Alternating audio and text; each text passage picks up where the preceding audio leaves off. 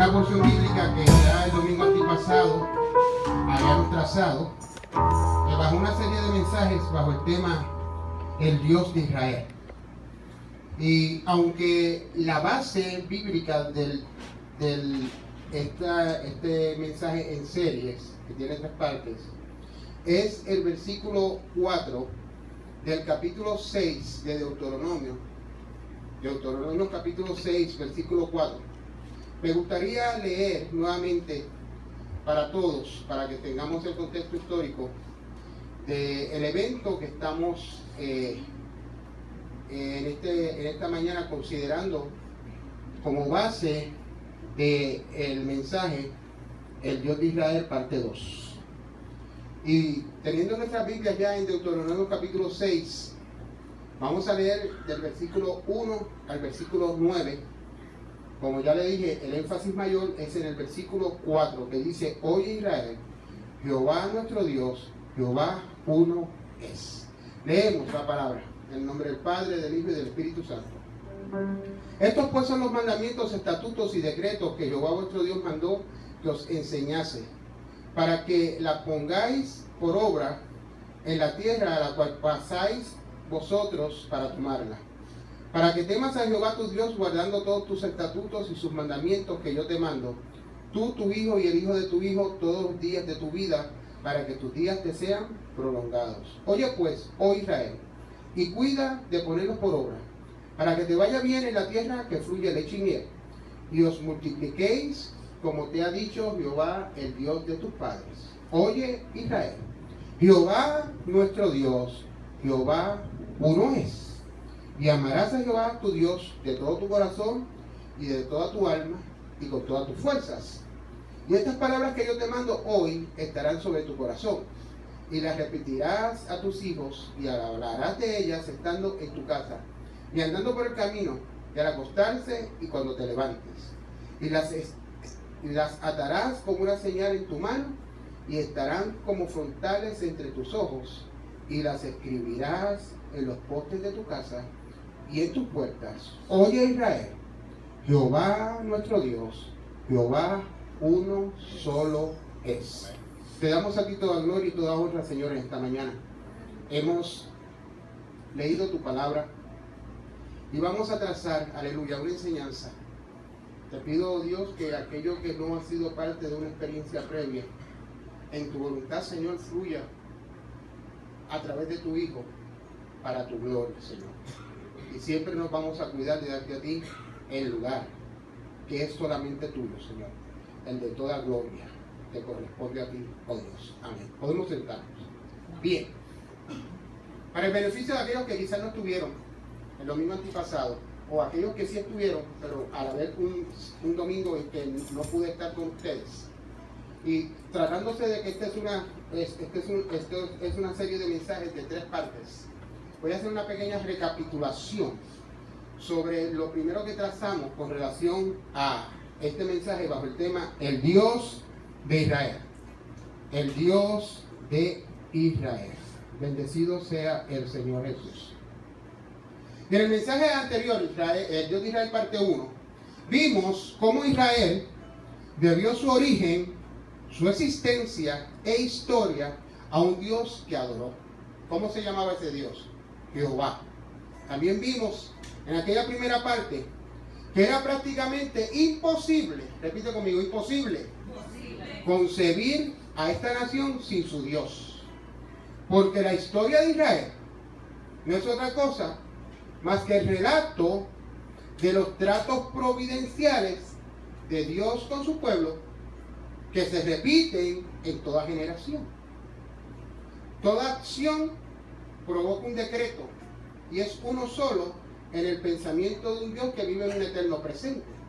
Pero no todo pensamiento de Dios se manifiesta en la conciencia de la humanidad, solamente aquellos eventos que por la providencia de Dios Él desea, nosotros somos partícipes de los mismos. Israel estaba muy centrado en que todo evento que era parte de su experiencia como pueblo era una providencia que venía de parte de Dios para con ellos. Y eso que era para con ellos es también para nosotros. Dar un fuerte aplauso al Rey.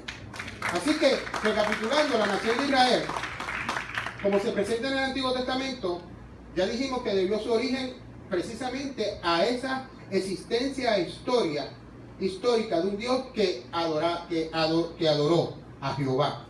Así que es prácticamente imposible considerar a Israel sin su Dios. ¿Por qué? Porque la historia de esta nación no es otra cosa más que el relato de los tratos de Dios con su pueblo. ¿Cuántos me siguen?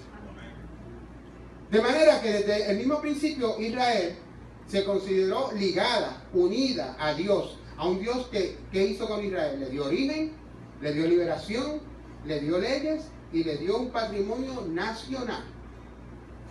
Fue Dios quien los libertó de la opresión egipcia, valiéndose de los hechos portentosos que fueron superiores a todos los encantamientos de aquellos magos egipcios. Dios fue quien le abrió las puertas del Mar Rojo.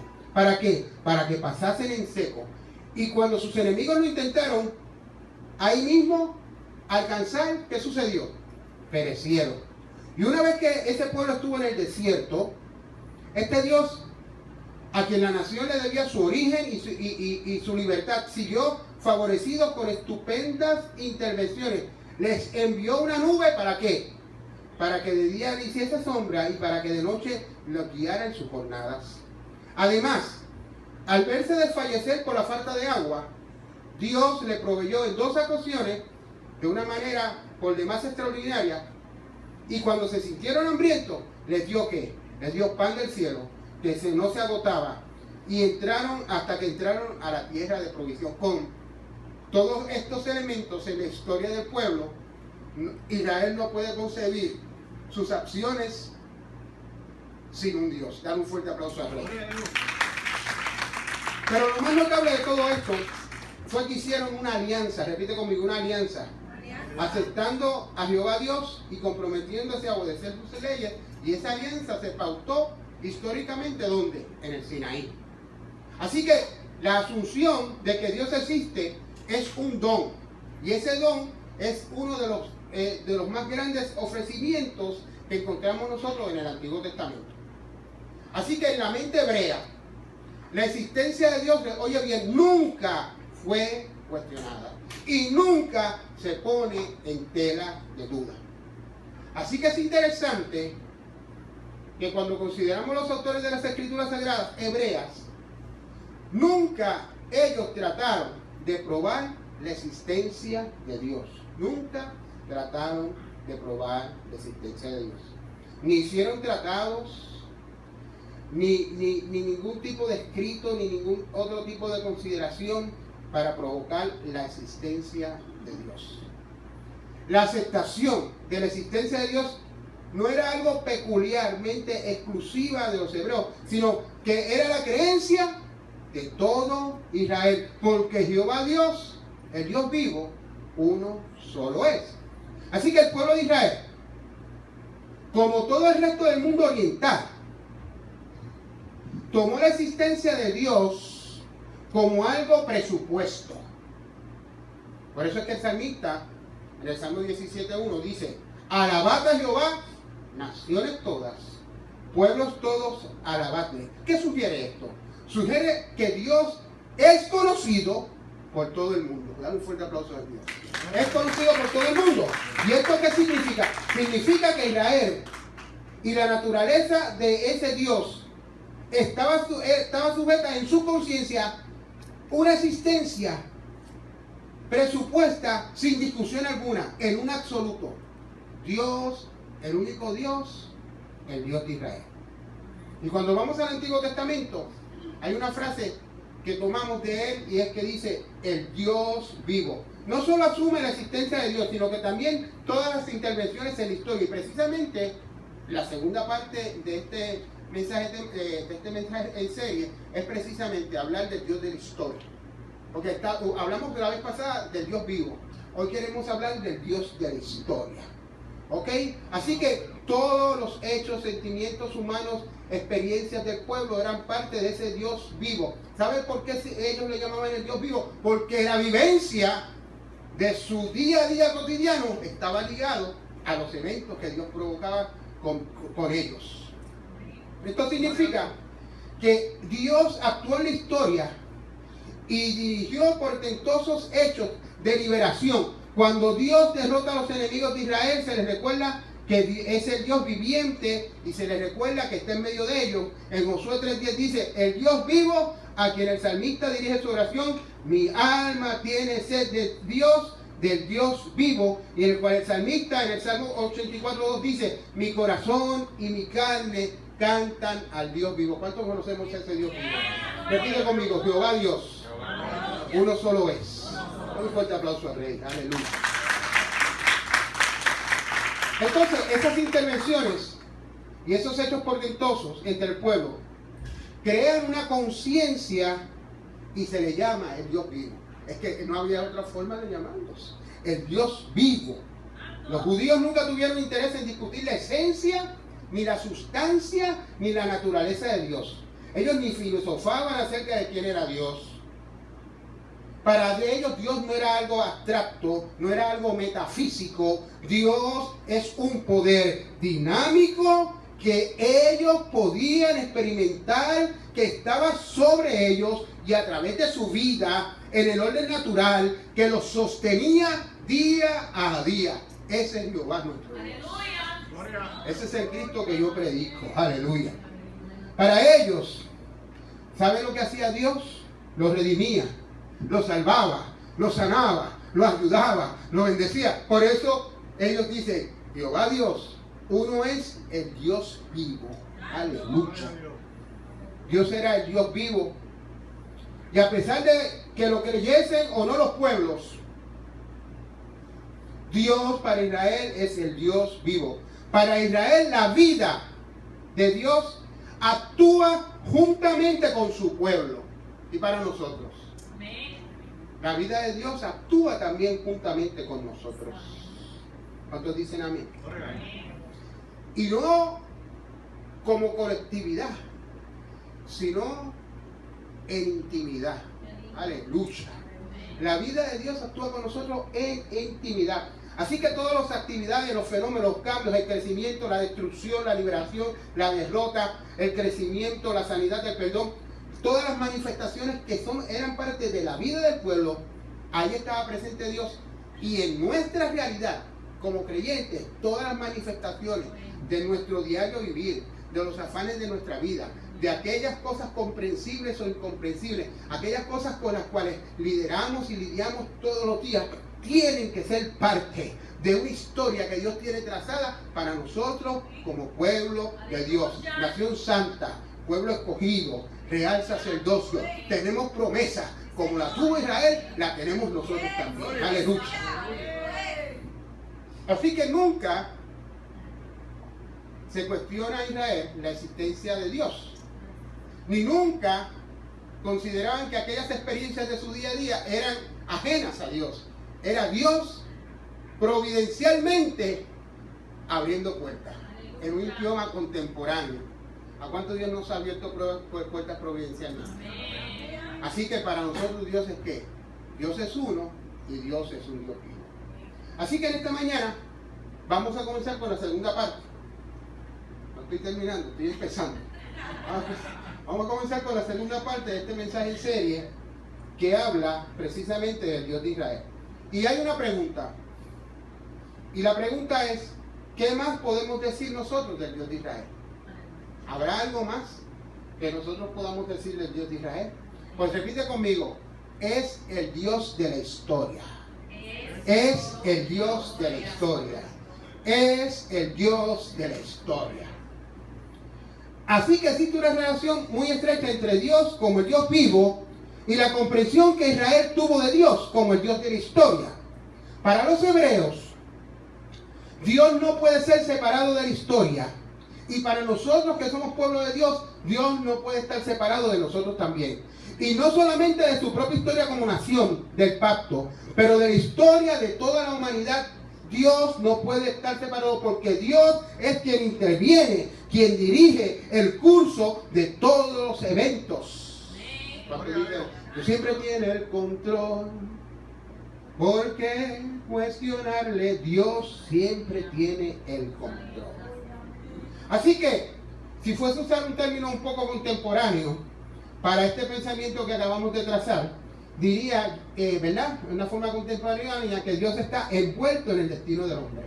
Repite conmigo, Dios está envuelto en mi destino. Dios está envuelto en el destino del hombre.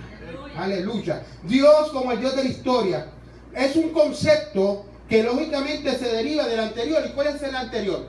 Dios el Dios de la historia, Dios el Dios vivo. Dale un fuerte aplauso a Rey. Porque el interés de Israel en la historia era simplemente su interés en Dios. Wow. Un pueblo cuyo único interés es Dios, como esa fuerza dinámica, como esa fuerza vivencial que opera en el devenir de su realidad como pueblo. Para el hebreo la historia, como los eventos experimentales de la raza humana, tenían un solo significado y una sola organización. Y todos los planes providenciales divinos, ya que Dios y solo Dios controlaba el proceso histórico de acuerdo a su sabiduría infinita sobre el pueblo. Aleluya. Bendecido sea el Señor. Jehová Dios, uno solo es. Dios vivo y el Dios de la historia. Oiga bien este pensamiento. Se ha sugerido que en esto de que Él sea el Dios de la historia no hay nada relevante. Yo quiero que tú me sigas, porque si no te me va a perder en el concepto. Se ha sugerido que Él sea el Dios de la historia, pues no es nada relevante. Ese enfoque que Israel tenía, de que todo lo que sucedía tenía Dios que ver con eso, pues mira, en realidad no era nada relevante. Algunos dicen porque las otras naciones que estaban alrededor también decían lo mismo de sus dioses. Aleluya. Sí, las naciones paganas, sí, decían que la deidad era quien de alguna forma actuaba en todo su devenir como pueblo. Así que el concepto de que toda la historia del pueblo estaba centrada en Dios, para algunos, en un lenguaje contemporáneo, yo diría que es académica. Pensaban algunos. Pero oye bien, pero lo que las naciones que rodeaban a Israel creían o no acerca del Dios de la historia, del Dios vivo, no era algo que para ellos era relevante. Dale un fuerte aplauso a Dios. Si lo creían o no lo creían, para ellos no era relevante, porque Dios era una realidad en su vida. No es la de ellos, no es la de los pueblos paganos, pero la del pueblo de Dios sí. Si las naciones circunvecinas le atribuían a sus dioses eventos que no podían ser entendidos como simples sucesos humanos, esto, ¿sabe lo que indicaba? Que hay una intervención providencial de un Dios que está interesado en la historia humana, y ese Dios solamente uno es un Dios vivo, y es Jehová Dios de los ejércitos. Dale un fuerte aplauso a Dios. Así que puede haber desacuerdo, oye bien, en cómo interpretan los hebreos la manera en que Dios interviene. Si lo hace interrumpida, ininterrumpidamente, lenta, rápidamente, directa o indirectamente, perceptible o imperceptiblemente. Puede haber desacuerdo, pero el hecho de que había una conciencia, una positiva y real de la intervención divina, en eso no había desacuerdo. ¿Hasta qué punto Dios es el indicador de los eventos humanos? Eso nunca era debatible. Nunca era debatible para el pueblo. Pero no el hecho de que se aprovechara de estos mismos eventos para llevar a cabo sus propósitos, sino que siempre había una relación de Dios con el pueblo. Aleluya. Así que una de las características de la revelación divina es que se compromete con los eventos históricos, haciéndolos el vehículo para llevar a cabo sus propósitos. El vehículo que lleva a cabo los propósitos dentro de la conciencia del hombre son provocados precisamente por esos eventos históricos en la vida del hombre. El hombre responde a causa y efecto. Por lo tanto, tiene que ver algún efecto que provoque una causa para Dios mostrar su relación con el pueblo. ¿Cuántos me siguen? ¿Cuántos me siguen? Pero esto no significa que Dios actúa caprichosamente, haciendo lo que Él quiere sin tomar en consideración la libertad y el criterio del hombre. porque Dios es quien tiene el control de todo, pero esto no quiere decir que Dios caprichosamente, sin tener en consideración al ser humano, determina. La soberanía de Dios, escucha bien, sobre la historia, no significa que solamente está en medio Dios, sino que Dios es el que va a llevar a cabo, escucha bien, un plan preparado de antemano, sin que el consorcio del hombre tenga validez, ya que Dios sostiene en sus manos los destinos del hombre, no en una forma como si Él fuera el que manejara unos títeres. Así no es la relación de un Dios vivo, ¿verdad que no? Imposible ser esa la relación de un Dios vivo. Sino que Dios, el Dios de la historia, aparece con una trama. Alguien ha sugerido que tiene dos protagonistas. ¿Sabes cuáles son los dos protagonistas del Dios de la historia? Los dos protagonistas del Dios de la historia. ¿Qué ustedes piensan que son? Dios y el hombre. Se llaman recíprocamente, se huyen, oye bien, y finalmente se reconcilian. O esa no es la experiencia del pueblo de Dios con Él. Dale un fuerte aplauso al Rey. Aleluya. En la historia del hombre hay dos ejecutores. Dios con el hombre, que aunque en algún momento el hombre le huye, cuando toma conciencia llega a la reconciliación con Él. Así que el pueblo hebreo de alguna forma va a expresar esa vivencia relacionada con Dios en su historia. Y tiene que expresarla de una manera que sea comprensible para los demás. Y ahí es que entra el concepto que llamamos antropomorfismo. Antropomorfismo para describir a Dios. Repite conmigo, antropomorfismo, palabra de domingo. Aleluya, para describir a Dios. Se ha sugerido que el antropomorfismo, que es la atribución a Dios de cualidades humanas, es la atribución a Dios de cualidades humanas. Eso se le llama antropomorfismo. Se ha sugerido en el Antiguo Testamento que quizás es una manera un poco primitiva de presentar a Dios, porque imagínate, presentar a Dios con características humanas es como inconcluso, porque Dios es más que todo lo que nosotros podamos tener como en nuestras características humanas. Pero el pueblo lo expresaba así. El pueblo lo expresaba así. Así que dicen que una vez que el pueblo toma un poquito más de conciencia en el hecho de su fe y toma otros conocimientos de los pueblos griegos, entonces quizás trató de darle una explicación a esa relación diaria de él con Dios de otra manera que no fuera atribuyéndole características humanas. Pero déjame decirte que la atribución de características humanas lo hace muy personal contigo. Dale un fuerte aplauso a ti. Lo hace muy personal contigo. No, porque tú sabes lo que es tener un Dios que te habla, que te escucha. ¡Ay, santo! ¡Aleluya! Yo no sé si tú me sigues. Ese antropomorfismo del Antiguo Testamento que le daba esas características humanas a Dios es la mejor forma que los autores hebreos pueden tener para describir la fe en un Dios vivo y en un Dios personal.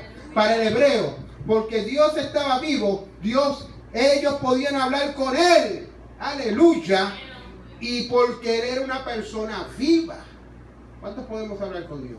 Ah, pues si tú hablas con Dios, el Dios que yo le sirvo es un Dios vivo, aleluya. Ese lenguaje antropomórfico presenta a un Dios que es consistente de su propia existencia, que tiene una voluntad que determina sus acciones, que planea para el futuro. Aleluya. Por lo tanto, ese lenguaje antropomórfico que le da características humanas a Dios sirvió para transmitir la idea de un Dios personal que actúa en la vida de cada uno de nosotros, porque nunca Dios fue concebido ni como una fuerza, ni fue concebido como un principio original. Oiga bien, para ellos Dios no era ni una fuerza, ni era un principio original. Dios es para el pueblo de Israel y para el pueblo creyente un Dios personal, consistente de sí mismo, lleno de imaginación, lleno de creatividad, lleno de poder, lleno de unción, todopoderoso, uno solo es. Israel tenía relación con su Dios. Pero nadie puede tener ningún tipo de relación con alguien que no conoce. Así que tú no puedes tener relación con un Dios que no es personal contigo. Aleluya. Bendecido sea el Señor. A fin de poder identificar a ese Dios, hay que darle un nombre. ¿Cuántos me siguen? Tienes que darle un nombre. Jehová Dios, uno solo es el Dios vivo. Esa deidad tenía un nombre para Israel, un nombre, no solamente para identificar quién era el único y verdadero Dios, sino para distinguirlo de todos los demás dioses de las naciones vecinas. Aleluya. Aleluya. Y probarle que ese Dios de Israel es real y personal. Aleluya, en el pueblo. Y todos los atributos humanos, oiga bien, dados a ese Dios, eran con un solo fin: el testificar su envolvimiento en la vida de Israel. Por eso era que le daban esas características humanas. Cuando el hebreo contempla la creación, y cuando nosotros contemplamos la creación, cuando nosotros contemplamos el universo, oiga, para el hebreo la creación no era una fuerza ciega impersonal. No era una fuerza ciega impersonal. No era una realidad que pudiera fríamente ser llamada deidad. No, esa no era la experiencia que ellos tenían con Dios. No era una realidad impersonal. Era una realidad real y de vivencia personal. Por eso tenía un nombre: Jehová Dios de los ejércitos, uno solo es. Aleluya. ¿Saben que el pueblo de Israel conocía a su Dios? Porque le tenían un nombre. Dale un fuerte aplauso al Señor. Un nombre único. Un nombre único. El antropomorfismo de Israel en ninguna manera minimiza el concepto de Dios. O sea, no podemos pensar que el pueblo lo humanizaba dándole características de hombre, porque ese no era lo que hacía el pueblo. Esa forma de expresión de dar características conocidas por antropomorfismo, lo que hacía era que le decía a todo el mundo que Dios es accesible. Ay, yo no sé si tú me sigues. Oh, Dios es accesible. ¿A quién? A mí. Dios es accesible a mí. No lo cargo, Él me lleva. Me contesta. Me responde. Aleluya. Así que, de esa manera, aleluya, había la oportunidad de un encuentro entre la voluntad de Dios y la voluntad del hombre. Un encuentro entre la voluntad de Dios y la voluntad del hombre provoca un avivamiento. Wow. Así que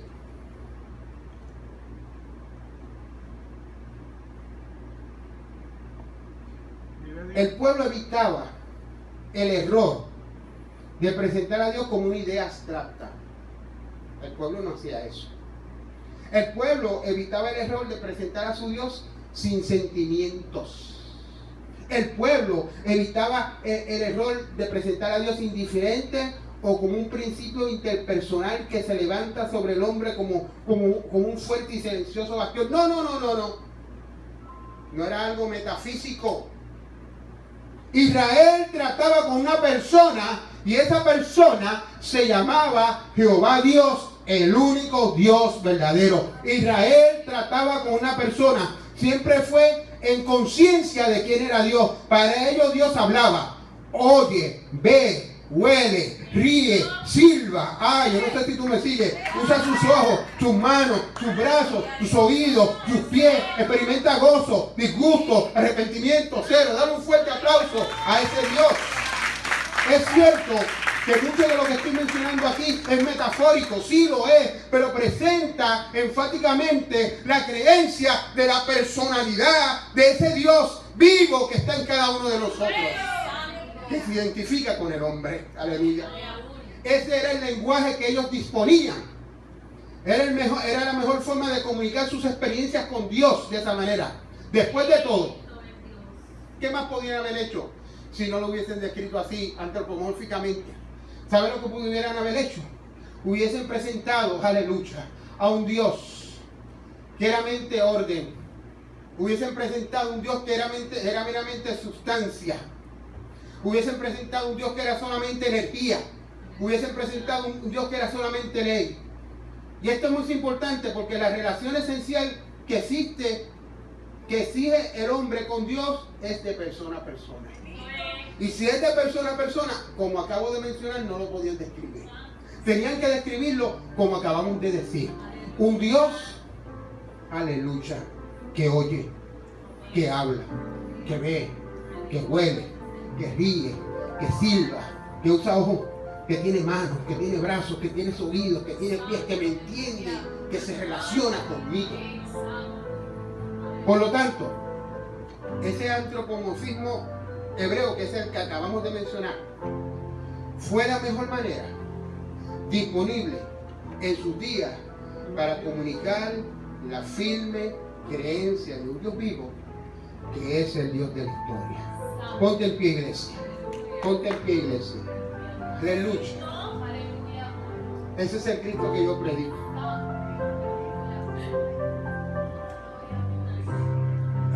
Y a veces nosotros cantamos un coro que dice, oye, a ver si me coge el tono, que dice, mi Dios es real. Márcame un tonito ahí, a ver si yo...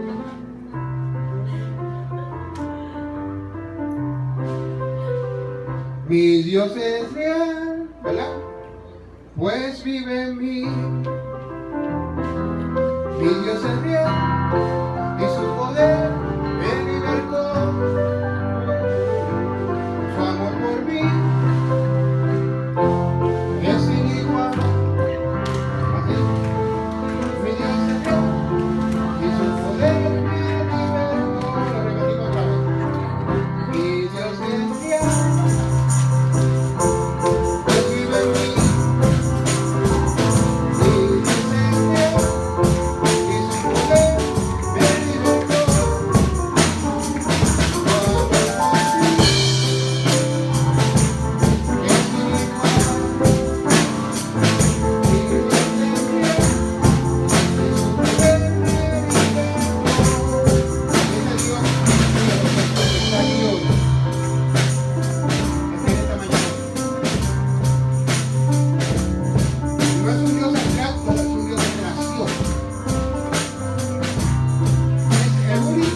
Y verdadero Dios. ¿Cuántos dicen amén? Dile, este es el Dios de mi historia. Oh, ¿sabes cuál va a ser el momento más violento que vas a tener en la historia? Cuando estés frente a frente a este Dios. Aleluya. Si hay alguien que necesite oración, que hay alguien que necesite alguna intervención divina, aquí está el Dios vivo. El Dios que yo predico, el Dios que no me canso de predicar. El que sana a los enfermos, que echa fuera demonios. El que calma los vientos, el que calma la tempestad. Aleluya. Aleluya. El Dios que nos ha hecho cambiar a cada uno de nosotros. El Dios que marcó la historia en antes y después. Oh, y la marcó en él en el tiempo de toda unidad y la ha marcado en cada uno de nosotros. Porque cada uno de nosotros hemos tenido un antes y hemos tenido un después. Ese es el Dios de Israel. El próximo domingo vamos a estar con la tercera parte de este mensaje. Y vamos para el tema. ¿Cuál es el tema? El Dios de Israel. ¿Sabes cuál es la primera pregunta que nos vamos a hacer? ¿Qué más podemos decir nosotros del Dios de Israel? Y te voy a dar un adelanto. ¿Sabes lo que vamos a decir? Que es el Rey de Reyes y es el Señor de Señores. Oh, y si eso fuera poco, te voy a decir la semana que viene que es el Dios de bondad. Es el Dios de bondad, es el Dios de misericordia, es el Dios de poder, es el Dios de autoridad. Aleluya. Gloria a Dios. Uno solo es. Aleluya. Ahí donde te encuentras, si deseas puedes levantar tu mano. Vamos a orar. Vamos a orar. Isabelita, ayúdame, por favor. Leila, voy a ayudarme. Por favor. Aleluya. Bendecido sea el Señor. Y en lo que Isabel y Keila interceden, ¿verdad? Por cada uno de los hermanos que está aquí. Nosotros levantamos nuestras manos en señal de fe.